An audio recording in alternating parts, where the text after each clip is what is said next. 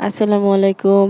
আজ আপনাদের সামনে নিয়ে হাজির হয়েছি খুলনার ঐতিহ্যবাহী বিখ্যাত চুই গোশ রেসিপি।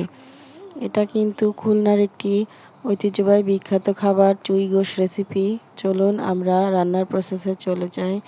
দেখুন আমি এখানে গরুর মাংস নিয়েছি। আমি এখানে ১ কেজি পরিমাণ গরুর মাংস নিয়েছি।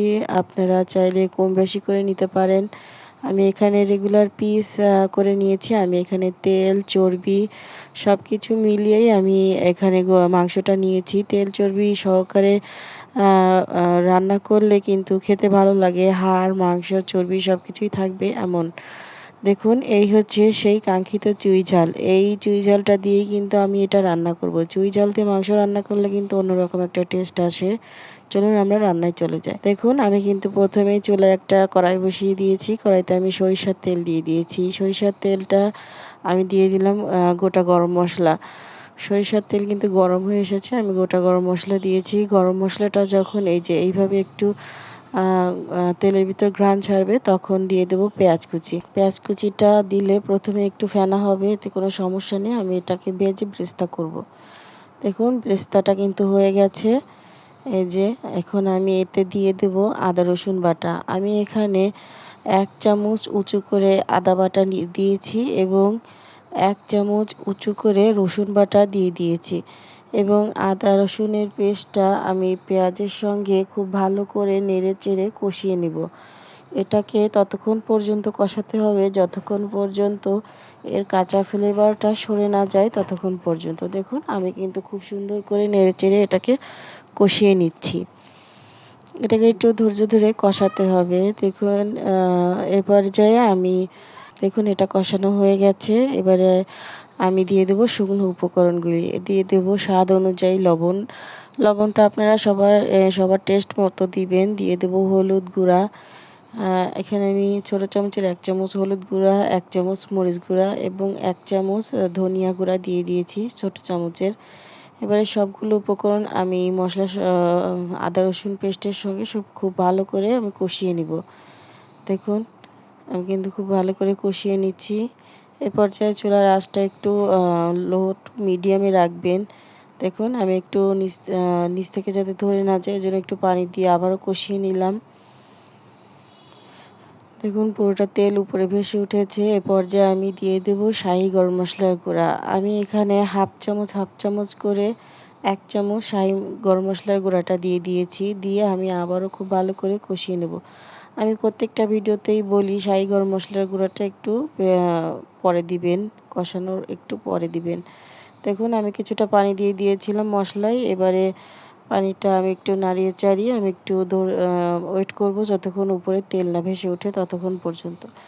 দেখুন মসলা থেকে তেল ছাড়া শুরু করে দিয়েছে। এই তো এবারে আমি একটু মশলাগুলো খুব ভালো করে নেড়ে চেড়ে আমি এখানে গরুর যে মাংসটা আমি রেখেছিলাম ওই মাংসটাই কিন্তু আমি এখানে এবারে দিয়ে দিব। মাংসটা আমি আগে থেকেই পরিষ্কার করে ধুয়ে রেখেছিলাম। এই যে মাংসটা আমি এখন দিয়ে দিলাম। দেখুন আমি কিন্তু পুরোটা মাংস এখানে দিয়ে দিয়েছি। এবার মসলার সঙ্গে মাংসটা খুব ভালো করে নেড়ে-চেড়ে মিশিয়ে দিতে হবে। অবশ্যই খুব ভালো করে মসলার সঙ্গে মাংসটা নেড়ে-চেড়ে মিশিয়ে দিবেন। দেখুন আমি কিন্তু মসলার সঙ্গে খুব ভালো করে মশলাটা সঙ্গে খুব ভালো করে মাংসটা মিশিয়ে দিচ্ছি।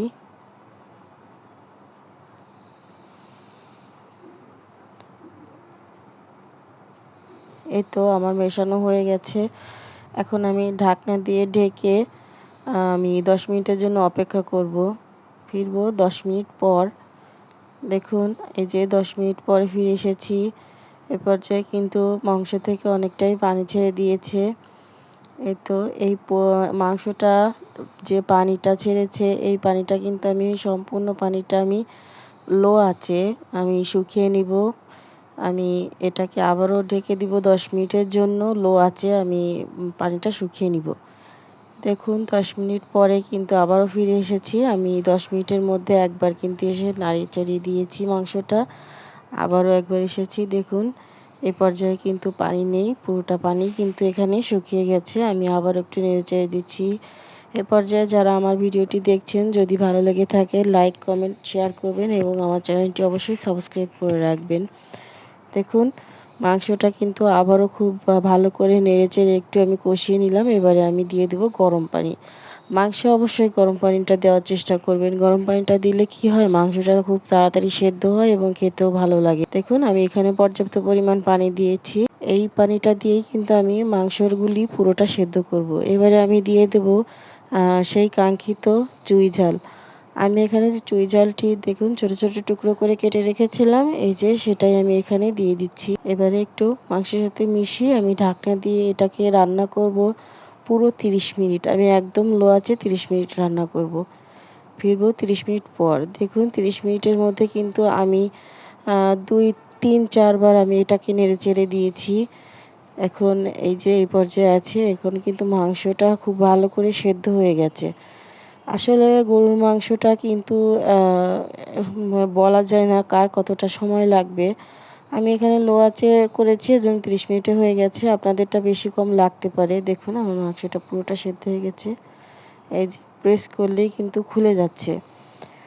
আবার অনেকের বেশি সময়ও লাগতে পারে। আসলে এটা মূল বলা যায় না কার কতটা সময় লাগবে। দেখুন আমি লবণটা চেক করে নিলাম। আমার এখানে লবণের টেস্টটা ঠিক আছে। আমি আর লবণ দিব না। আপনাদের যদি কম বেশি হয়ে থাকে আপনারা ঠিক করে নিবেন। যে যেমন খান টেস্ট অনুযায়ী। এ পর্যায়ে আমি দিয়ে দেব যে গরম মশলার ভাজার যে গুঁড়াটা আছে, গরম মশলার ভাজা গুঁড়াটা। অবশ্যই ভাজা গরম মশলার গুঁড়োটা দিতে চেষ্টা করবেন। এটা স্কিপ করবেন না। এটা দিলে কিন্তু সুন্দর একটা ফ্লেভার আসে, খেতে ভালো লাগে। এবারে আমি মশলাটা দিয়ে 2 মিনিটের জন্য আমি ঢাকনা দিয়ে দমে রাখবো। দেখুন 2 মিনিট পরে তরকারিটার ফাইনাল লুক কতটা সুন্দর লাগছে দেখুন। এই তো আমার তরকারিটা পুরোটা কমপ্লিট। এখন আমি এখান থেকে তরকারিটা ঢেকে দেবো। চুলাটা অফ করে আমি সার্ভ করব। দেখুন আমার কিন্তু সার্ভ করা হয়ে গেছে। এই যে দেখুন দেখতে কতটা সুন্দর লাগছে। দেখুন এইরকম একটা চুই গোশ রেসিপি যে কতটা মজাদার। আপনারা যারা খেয়েছেন তারা তো জানেন, আর যারা না খেয়েছেন তারা অবশ্যই টেস্ট করবেন। খুলনার বিখ্যাত ঐতিহ্যবাহী চুই গোশ রেসিপি। এটা কিন্তু অত্যাধিক মজাদার একটি খাবার। আপনাদের কাছে যদি আমার রেসিপিটা ভালো লেগে থাকে তাহলে লাইক কমেন্ট শেয়ার করবেন। আমার চ্যানেলটি সাবস্ক্রাইব করে রাখবেন। আপনাদের কাছে কেমন লাগলো অবশ্যই কমেন্টে জানাবেন। যদি বাসায় ট্রাই করেন তাহলে আপনাদের রান্নাটা কেমন হয়েছে, খেতে কেমন লাগলো সবাই কমেন্টে জানাবেন। সবাই ভালো থাকবেন, সুস্থ থাকবেন। আসসালামু আলাইকুম। ভিডিওটি সম্পূর্ণ দেখবেন।